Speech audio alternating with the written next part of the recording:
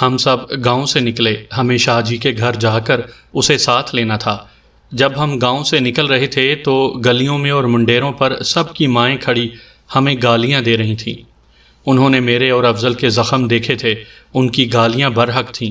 ان میں دو ماؤں کی آواز سب سے زیادہ بلند اور صاف تھی، ایک میری ماں کی اور دوسری افضل کی ماں کی، لیکن ہمارے باپ کھڑے ہنس رہے تھے۔ شاہ جی کے گھر گئے تو وہ تیار تھا، اس نے باز ساتھ لے لیا اور گھوڑے پر سوار ہو کر ہمارے ساتھ چل پڑا۔ یہ پہلا موقع تھا کہ ہمارے ساتھ ایک گھوڑا جا رہا تھا۔ ہم پا پیادہ گھوڑوں کی طرح دوڑا کرتے تھے۔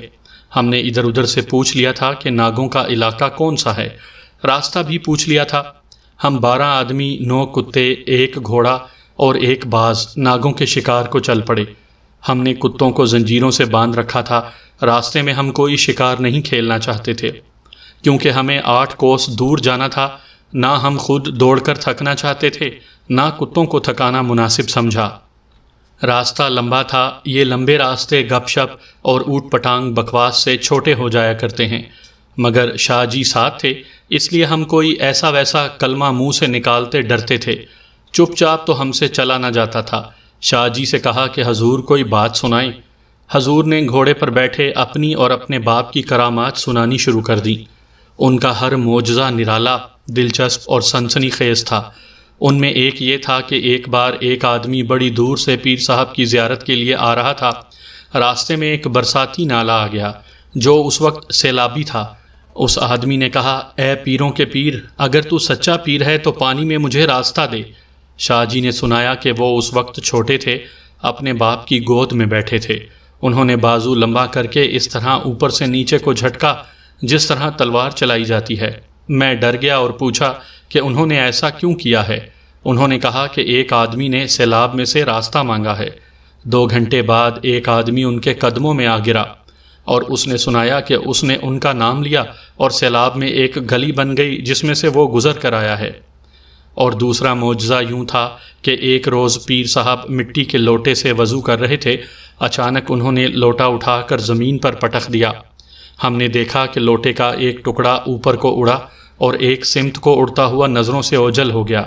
میری ماں نے گھبرا کر پوچھا کہ یہ آپ نے کیا کیا؟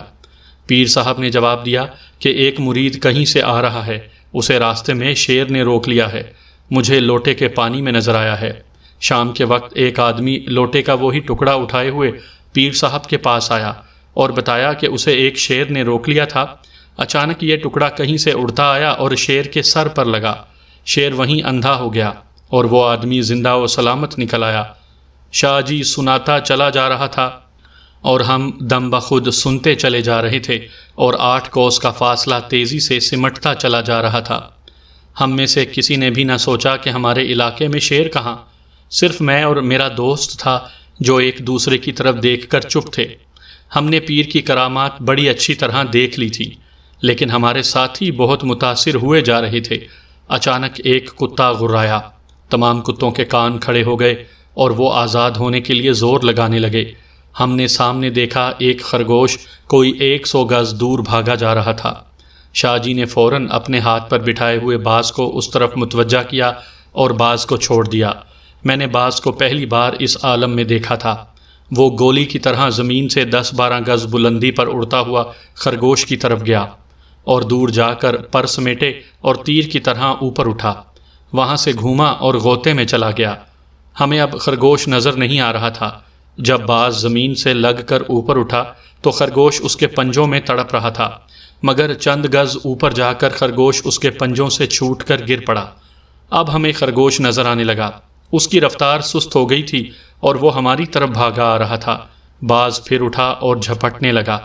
اب اس کا جھپٹا بیکار ہو گیا تھا کیونکہ خرگوش اچھل کر زیادہ آگے نکل آیا تھا۔ باز اوپر اٹھا تو خرگوش ہماری طرف دوڑا۔ شاہ جی نے کہا، کوئی کتا نہ چھوڑنا، مگر ہمارے ایک دوست کے کتے نے خرگوش کو دیکھ کر اتنی زور سے زنجیر کھینچی کہ زنجیر ہمارے دوست کے ہاتھ سے چھوٹ گئی۔ کتا بے حد تیز رفتار سے خرگوش کی طرف دوڑا۔ خرگوش زخمی تھا اور اوپر سے گرا تھا، اس لیے تیز نہیں دوڑ سکتا تھا۔ ہم نے اپنے اپنے کتوں کو اور زیادہ مضبوطی سے جکڑ لیا، لیکن جو کتا آزاد ہو گیا تھا اسے سنبھالنا ناممکن ہو گیا۔ کتے نے خرگوش کو منہ میں ڈالا ہی تھا کہ اوپر سے باز نے کتے کی گردن پر جھپٹا مارا۔ کتے کے منہ سے خرگوش چھوٹ گیا اور کتا پرے جا پڑا۔ اب باز کا عتاب دیکھنے والا تھا۔ کتے نے دوڑ کر پھر خرگوش کو منہ میں لے کر بھنبوڑا۔ اس کی نظر شاید باز پر بھی تھی۔ باز اس پر جھپٹے میں آ رہا تھا۔ جوں ہی باز قریب آیا، کتے نے خرگوش کو چھوڑ کر اور تقریباً 2 گز اچھل کر باز کو پنجے مارے۔ باز زیادہ پھرتیلا تھا، وہیں سے گھوم گیا، لیکن اس کے کئی ایک پر جسم سے الگ ہو کر زمین پر آ رہے تھے۔ خرگوش تڑپ رہا تھا۔ اب کتا خرگوش کو بھی پرے کھڑا دیکھ رہا تھا اور باز کو بھی۔ باز پہلے کسی شان اور عتاب سے غوطے میں آیا اور جو داؤ اس نے کھیلا اسے کتا قبل از وقت سمجھ نہ سکا۔ وہ کتے پر آ رہا تھا، کتا اس کی طرف دوڑا اور اچھلنے کے لیے تیار ہو گیا۔ باز قریب آیا تو کتا اس کی طرف اچھلا، لیکن باز نے وہیں سے رخ بدل لیا اور سیدھا خرگوش پر آ کر خرگوش کو اٹھا لے گیا۔ کتے کا جھپٹا خالی گیا۔ باز خرگوش کو اٹھائے ہوئے شاہ جی کے گھوڑے کے قریب آیا اور خرگوش کو پھینک کر شاہ جی کے ہاتھ پر بیٹھ گیا۔ ہم نے اپنے کتے کو دیکھا، اس کی گردن سے خون بہہ رہا تھا۔ باز کے پنجوں نے اس کی کھال چیر ڈالی تھی۔ شاہ جی کے کہنے پر سارے کا سارا خرگوش اسی کتے کو دے دیا گیا۔ اتنا دلچسپ تماشا دیکھ کر ہماری ٹانگوں میں جان آ گئی اور ہم آگے چل پڑے۔ تھوڑا ہی آگے جا کر پتھریلا اور چٹانی علاقہ شروع ہو گیا۔ یہی علاقہ تھا جہاں لوگوں نے بتایا تھا کہ ناگوں کا جوڑا رہتا ہے۔ ہم محتاط ہو کر چلنے لگے اور زمین پر سانپ کے نشان دیکھنے لگے۔ نشان دیکھتے دیکھتے ہم سب بکھر گئے۔ شاہ جی گھوڑے پر سوار تھا۔ حقیقت یہ ہے کہ شکار پر میں نے پہلی دفعہ ڈر محسوس کیا، کیونکہ ناگ سے کبھی سامنا نہیں ہوا تھا۔ بھیڑیے کا زخمی کیا ہوا انسان زندہ رہ سکتا ہے، لیکن سانپ کا ڈسا ہوا زندہ نہیں رہ سکتا۔ سامعین کرام، آپ سن رہے ہیں صابر حسین مرحوم کی شکاریات میں سے ایک دلچسپ اردو داستان، جس کا نام ہے خدا کی قسم میں کنواری ہوں۔ یہ اس سلسلے کی آخری اور قسط نمبر 2 ہے۔ مجھے امید ہے آپ کو میری یہ کاوش پسند آئی ہوگی۔ آپ نے اگر ابھی تک میرا چینل کہانی گھر سبسکرائب نہیں کیا تو ابھی میرے چینل کو سبسکرائب کر کے بیل نوٹیفیکیشن آن کر لیجئے، تاکہ آنے والی ہر نئی کہانی کی اطلاع بر وقت آپ تک پہنچ سکے۔ میں نے شاہ جی کے قریب جا کر کہا، حضور تعویذ آپ کے پاس ہے نا؟ شاہ جی نے جواب دیا، ہاں ہاں، ڈرو نہیں، ازدہے راستہ دے دیں گے، یہ تو ناگ ہیں۔ لیکن میں نے شاہ جی کی آواز میں صاف طور پر لرزہ محسوس کیا۔ مجھے تسلی دے کر بولا، تم آگے جاؤ، میں آتا ہوں۔ میں تو آگے چلا گیا، لیکن شاہ جی تعویذ سمیت پیچھے رہ گیا۔ میرا ہمراز دوست میرے ساتھ تھا۔ شاہ جی کو پیچھے رہتا دیکھ کر میرے دوست نے مجھے کہا، سابو، کام آسان نظر نہیں آتا، اسے کسی بہانے گھوڑے سے اتارو۔ میں نے بے شک غصے اور غیرت کے جوش میں شاہ جی کو قتل کرنے کا فیصلہ کر لیا تھا، لیکن سچی بات یہ ہے کہ وقت آیا تو میرا دل کانپنے لگا۔ میں نے یہ بھی سوچا کہ شاہ جی کو الگ کر کے کہہ دوں کہ وہ اپنی حرکتوں سے باز آ جائے، ورنہ ہم انتقام لیں گے۔ میں یہ سوچ رہا تھا کہ میرے دوست نے یہ کہہ کر میرا حوصلہ بڑھا دیا کہ خدا ہی بہتر جانتا ہے کہ ہم ناگوں کو ماریں گے یا ناگوں کو اندھا کرنے والے کو۔ اس نے یہ بھی کہا کہ میں تو یہاں تک تیار ہوں کہ اسے کسی کھڈ میں لے چلتے ہیں اور گلا گھونٹ کر مار دیتے ہیں۔ اس کے باپ سے اور گاؤں والوں سے کہیں گے کہ ہمیں ایک ناگ نظر آیا تھا، وہ فوراً انسان بن گیا اور اس نے چھوٹے شاہ جی کی گردن دبا کر مار دیا، پھر غائب ہو گیا۔ مجھے یہ ترکیب پسند آ گئی۔ چھوٹے شاہ جی کے باپ نے لوگوں کو یہ تو یقین دلا ہی رکھا تھا کہ یہ ناگ جن ہیں۔ اتنے میں افضل نے آواز دی، ہم اس تک پہنچے۔ وہ جھکا ہوا تھا۔ ہم نے دیکھا کہ زمین پر سانپ کے رینگنے کے صاف نشان تھے۔ ہمارے 2-3 ساتھی نشان کو دیکھتے آگے چل پڑے۔ شاہ جی نے کہا، چلو بھائیو چلیں، پھر کبھی آئیں گے، اور اس نے گھوڑے کو واپسی کے لیے موڑ لیا۔ وہ کمبخت ناگوں کے نشان دیکھ کر ہی ڈر گیا تھا۔ اس سے اس کے تعویذ اور کرامات کی کلئی کھل گئی۔ میرا حوصلہ بڑھ گیا۔ وہ تعویذ سمیت چل پڑا تو ہم کھڑے ایک دوسرے کا منہ دیکھنے لگے۔ ہم اتنی دور سے آئے تھے، کچھ کر کے واپس جانا چاہتے تھے۔ ناگ کی صرف ٹیڑھی سی لکیر کو دیکھ کر بھاگ جانا ہم سب کے لیے ناقابل برداشت تھا۔ ہم نے دیکھا کہ شاہ جی بازو پر باز کو بٹھائے بڑی شان سے تشریف لے جا رہے تھے۔ اچانک شاہ جی کا گھوڑا رک گیا۔ ہم کوئی 20 گز دور کھڑے تھے، دیکھا کہ گھوڑا تھر تھر کانپ رہا تھا اور اس کے منہ سے عجیب ڈراؤنی آوازیں نکل رہی تھیں۔ ہم دوڑ کر پہنچے۔ آگے وسیع کھڈ تھا۔ گھوڑا کھڈ کے منہ پر کھڑا تھا۔ ہم نے کھڈ میں دیکھا تو ہمارے اوسان خطا ہو گئے۔ 2 سیاہ کالے ناگ کھڈ میں ایک دوسرے کے ساتھ لگے ہوئے پھن پھیلائے ہوئے گھوڑے کو گھور رہے تھے۔ گھوڑا ہو یا کوئی اور مویشی، اگر سانپ سامنے آ جائے تو اسی طرح دہشت سے کانپنے لگتا ہے، نہ آگے چلتا ہے نہ پیچھے۔ گھوڑا کانپ رہا تھا اور شاہ جی نے پاؤں رکابوں سے نکال کر گھوڑے کی پیٹھ پر رکھ دیے اور چہرے کا رنگ پیلا پڑ گیا۔ ناگوں نے شاہ جی کا راستہ روک لیا تھا اور ان کا تعویذ بے اثر ہو رہا تھا۔ ہم سب پیچھے ہٹائے اور فیصلہ کرنا مشکل ہو گیا کہ کتوں کو ناگوں پر چھوڑیں یا نہ چھوڑیں۔ ڈر یہی تھا کہ کتے مارے جائیں گے۔ افضل نے بولی کو آگے کر کے ناگوں کی طرف اشارہ کیا۔ بولی نے جب ناگوں کو دیکھا تو وہ بھی گھوڑے کی طرح عجیب سی آواز نکال کر افضل کی ٹانگوں میں گھسنے لگا۔ ہمیں معلوم ہو گیا کہ کتے ناگوں کا مقابلہ نہیں کریں گے۔ ناگ کالے تھے اور ان پر سفید نقطے بھی تھے۔ ان کے پھن پر وی کے نشان تھے۔ دونوں 1.5 گز سے زیادہ ہی لمبے تھے۔ میں نے سانپوں کو اکثر دیکھا تھا کہ سانپ انسان کو دیکھ کر بھاگ جایا کرتے تھے۔ یہ پہلے سانپ دیکھے جو بپھر کر مقابلے کے لیے تیار ہو گئے تھے۔ اس سے مجھے یقین ہونے لگا کہ یہ جن ہیں جنہوں نے روپ بدل لیا ہے۔ شاہ جی کی حالت دیکھ کر ہم اور زیادہ ڈرے۔ اس کا گھوڑا بدستور کانپ رہا تھا۔ مجھے یاد نہیں کہ کس نے کہا، شاہ جی باز کو چھوڑیے۔ شاہ جی نے باز کی توجہ ناگوں کی طرف کر کے چھوڑ دیا۔ باز شاہ جی کے ہاتھوں سے اڑا اور اوپر جا کر اس نے کھڈ کا چکر کاٹا۔ ناگ آہستہ آہستہ گھوڑے کی طرف بڑھنے لگے۔ اس دوران میرے ساتھیوں نے درختوں کی موٹی موٹی شاخیں توڑ کر لاٹھیاں بنا لی تھیں اور وہ ناگوں کے مقابلے کے لیے تیار ہو گئے۔ جب ناگ اکٹھے گھوڑے کی طرف بڑھتے ہوئے کھڈ کی ڈھلان پر چڑھنے لگے تو گھوڑا نہایت آہستہ آہستہ پیچھے ہٹنے لگا اور اس کا لرزہ پہلے سے زیادہ ہو گیا۔ میرے ساتھیوں کا ارادہ تھا کہ ناگوں کو پتھروں سے مارا جائے، لیکن خطرہ یہ تھا کہ بھاگتے بھاگتے ہی ناگ کسی کو ڈس نہ جائیں۔ ہمارے دوست بھی وہیں آ گئے۔ انہوں نے کتوں کی زنجیریں کھولی نہیں تھیں۔ کتوں اور اتنے سارے انسانوں کو دیکھ کر ناگ سکڑنے لگے۔ میں نے سب سے کہا کہ وہ وہاں سے ہٹ کر دور ہو جائیں اور بکھر جائیں تاکہ ناگ جس طرف بھی بھاگیں انہیں بھاگنے کا راستہ نہ ملے۔ میں نے شاہ جی سے کہا کہ وہ گھوڑے سے اتر آئیں اور گھوڑا پیچھے کر دیں۔ میرا ارادہ یہ تھا کہ وہ گھوڑے سے اترے تو اسے دھکا دے کر کھڈ میں گرا دوں گا۔ ناگ ہمارا کام کر دیں گے، مگر شاہ جی کا دل گردہ جواب دے گیا تھا۔ میرے تمام ساتھی وہاں سے ہٹ گئے اور شاہ جی گھوڑے پر بیٹھا کانپتا رہا۔ اس کا باز اوپر اڑ رہا تھا۔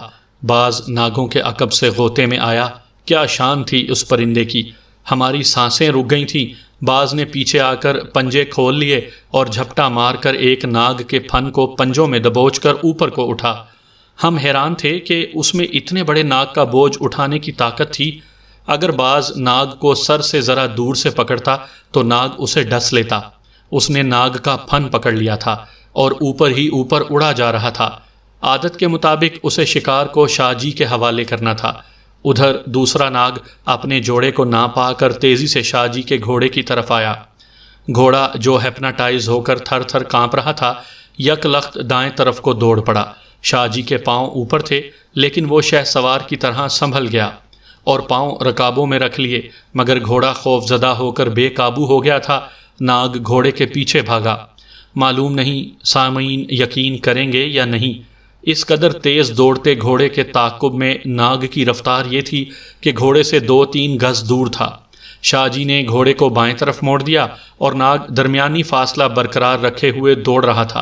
اوپر سے باز ناگ کو پنجوں میں دبوچے شاہ جی کے اوپر اڑ رہا تھا۔ وہ شکار شاہ جی کے حوالے کرنا چاہتا تھا۔